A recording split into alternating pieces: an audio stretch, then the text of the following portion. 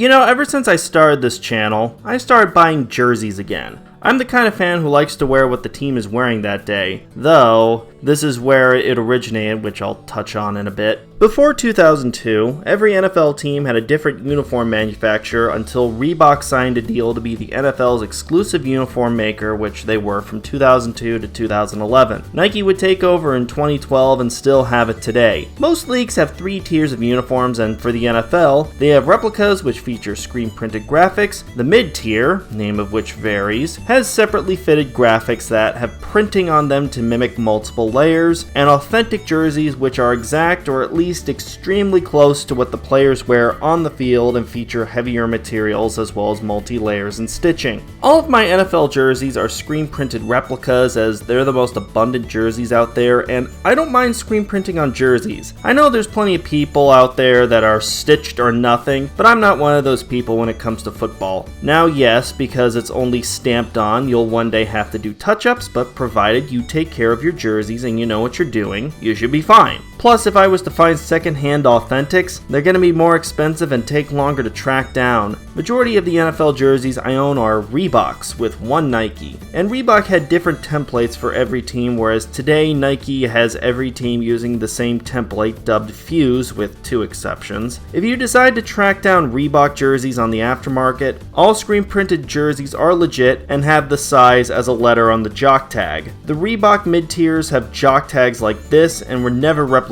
by knockoff manufacturers, and while the Reebok Authentics have a similar jock tag to the replicas, I'd consult a subreddit or whomever on the legitimacy because those can be tricky to decipher, at least for me. Usually a big sign for a fake authentic is the numbers looking bubbly. Nike used to stitch their mid-tier limited jerseys much like their authentics, but starting in 2023 to coincide with the current Fuse template, the limited jerseys switched from stitched to heat sealed, so if you see a limited jersey in the Fuse template that's stitched, it's a fake. But enough rambling, let's get into my collection. All my Bears jerseys are Brian Urlacher, as he was my favorite player growing up, though the Jags and Redskins jerseys also feature the same players from one another because, actually I'm not sure why. Continuity between home and road? I don't know, that's just how I was during the COVID days of 2020 and early 2021. Most of my jerseys also have a patch on them if they ever appeared with one on the field because it's awesome, with the majority of patches used being the captain patches first introduced in 2007 and all came from Amazon. With all that said, let's get into it. First one up is the Bears home jersey. Obviously looking at the channel name you knew this would be here. This is a 2004 jersey according to the tag. Just look for the style code and the last 2 digits indicate the year. I got this used in 2020 and I've always loved the shade of navy blue that the Bears have used alongside the orange and white. This has evolved over the years since 1949 and has looked phenomenal over these decades. Of course, this example here was also when the numbers were on the sleeves before Nike migrated them to the top of the shoulders in 2012. I'm fine with either look, though I don't feel the need to buy a Nike version. I'm perfectly happy with this. Have Caleb get us a Super Bowl win, and I think I'll bite on a Nike version.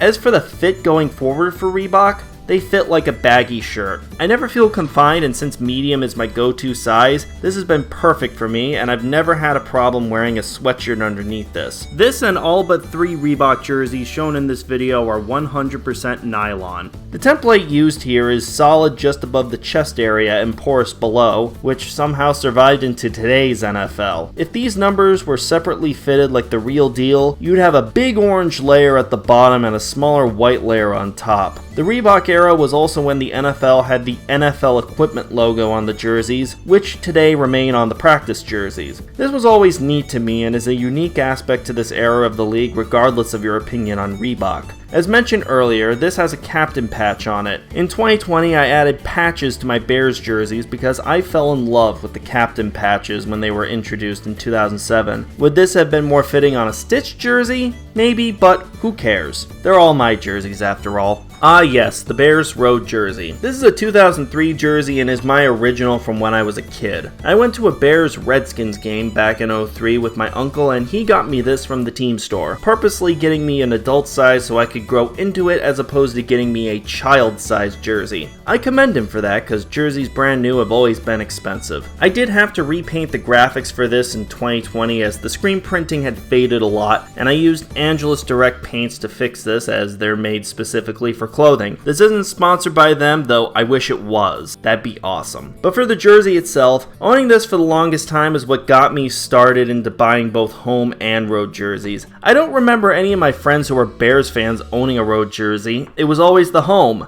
That's not to say I don't see other fans wearing the white road. I'm just saying I see more fans wearing the navy home more than anything. This jersey is made of 100% polyester instead of nylon, as I discovered while researching and looking at all the tags. The style number is also missing the 03 at the end, so the only reason that I know it's an 03 is because I remember it being bought in 03. Compared to my 2004, the material on my road feels a little different from the home, but I also washed my road jersey plenty of times, and I wouldn't doubt it shrunk a little. Also, one has been handled by me for over 20 years, whereas the other has been 5 years. Just a hunch though. Back on track, I always dug out the home jersey as 3 orange sleeve stripes with outlining, while the road has 2 navy stripes and an orange stripe in the middle. That's a nice bit of differentiation. And when paired with the blue pants, it makes for a striking combo. This, in my eyes, is one of the best road jerseys in the league, and it's not just because of bias. Now, controversially, the orange alternate. This is labeled 2005, which is also the year it initially debuted. Before the team made the orange jersey official,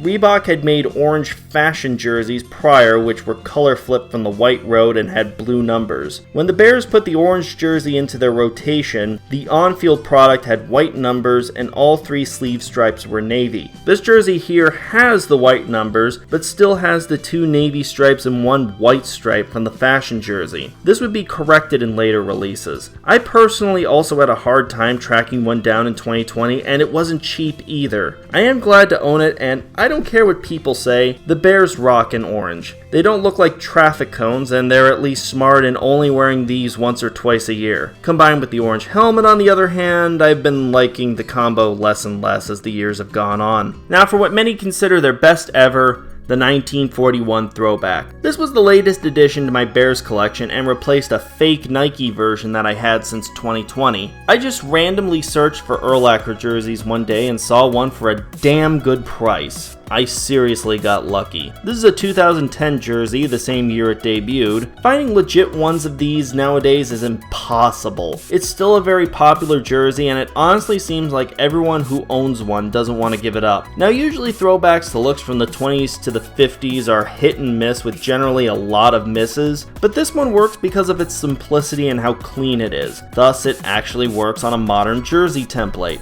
Yeah, I know I'm not a fan of minimalism, but this isn't minimalism. That's just how they were in the 40s. Everything was simpler back then. I just get annoyed when the unlimited potential that today rewards us with, manufacturers decide to show absolutely none of that off. So among all the crazy looking throwbacks to football's earliest days, this was a breath of fresh air. Something worth noting is the different NFL shield and the jock tag. Both were updated compared to the first 3 jerseys shown, as the NFL slightly changed its logo in 2008. This is also present on my wife's 2010 Lance Briggs jersey as well. What isn't present on most of my other Reebok jerseys is some added ventilation for your armpits. Look at this. They're extra pieces that aren't on the first 3 jerseys I've shown off. It also makes it look wide like a goalie cut of a hockey jersey, so why don't all Reeboks have these? I have no idea. Okay, let's take a break from the Bears. Alright, I've got 2 Maurice Jones-Drew Jaguars jerseys here. First, why? And second,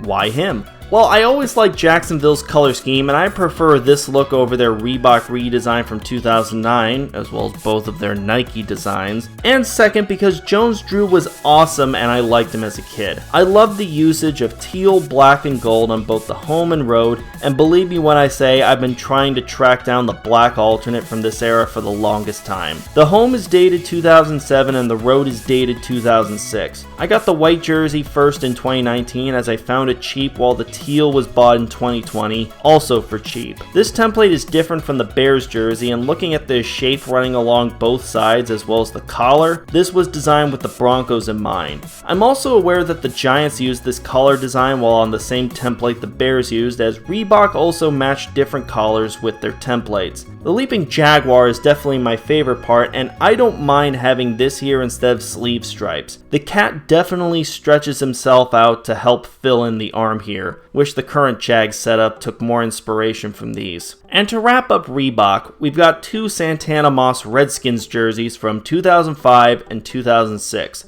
Though both have different templates. The white road is the same template as my Bears jerseys, whereas the burgundy home is the same template as my Jags jerseys, but with a different collar. Other teams off the top of my head that use this template and collar combo are the Chiefs, Colts, and Steelers. Feel free to add any others in the comments. These were both bought in late 2020 after the team dropped Redskins for football team, and in combination with my Redskins hat, I was getting whatever merch I could get my hands on that had the original name. I was going to settle for either a Reebok or Nike Redskins jersey, but I noticed these two were available for cheap, so I pounced on the opportunity. You'll notice I also added captain patches, and I did this because there are pictures of him wearing the captain's C on his jersey. However, it was foolish of me to not at least turn the white road into a 2007 Redskins jersey with their 75th anniversary patch and the Sean Taylor patch. Will I remove this captain patch and do that someday? Maybe, though it's currently low on my list of priorities. I might also remove the captain patch on the home jersey since Washington wearing that template predated these patches as well. Just like my Bears 1941 throwback, this white Redskins jersey also has the added armpit vents. If someone can answer in the comments as to why two of my Reeboks have this while most of them don't even compare to the other jerseys made at the same time on the same template, please tell me. I didn't even realize this specific jersey had them until I pulled it out for this review. There's not even any correlation with the years they're manufactured. Remember, my white Jags jersey is the same age as this, and the teal one is a year older, and neither of them have armpit vents. Maybe it was only for this template? Honestly, couldn't tell you.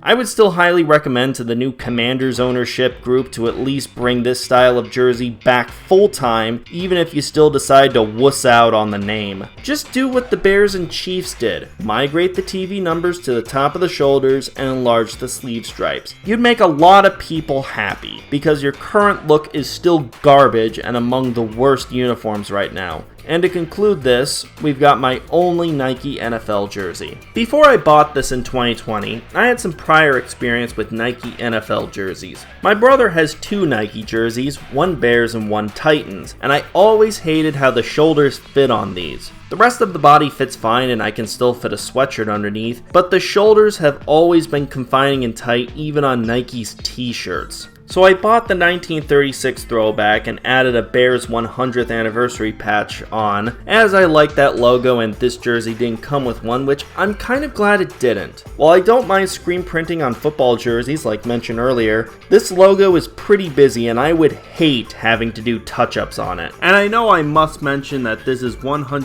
recycled polyester, so it's more green than what Reebok produced. Unlike Reeboks, which were very porous, Nike jerseys are solid on the front and back, with the side panels being the porous area. Anyways, a lot of people rag on this jersey for all the stripes on it, but mostly because it replaced the beloved 1941 throwback. To the first point, I don't mind the stripes even on the field. Stripes can go horribly wrong, and in my eyes, this isn't as offensive as some may make it out to be. But for the second point, yeah, I can't deny that. That prior throwback was loved by many, and much like going from the Dark Knight to the Dark Knight Rises, the 1941 throwback was a tough act to follow up. This is still a jersey that I'm glad I own and will keep in my collection for many years to come. It's underrated in my eyes, but I understand the crowd that doesn't like it. That'll do it for my NFL jerseys, but I plan to showcase my other jerseys as well. Part of me wants to get a Devin Hester jersey and put a Super Bowl 41 patch on it. Yeah, they lost, but that's by far the best first play of any Super Bowl ever. If you want to keep up with my uploads, be sure to subscribe to the channel to keep updated, as well as leaving a comment, and follow me on X and TikTok. Catch you next time.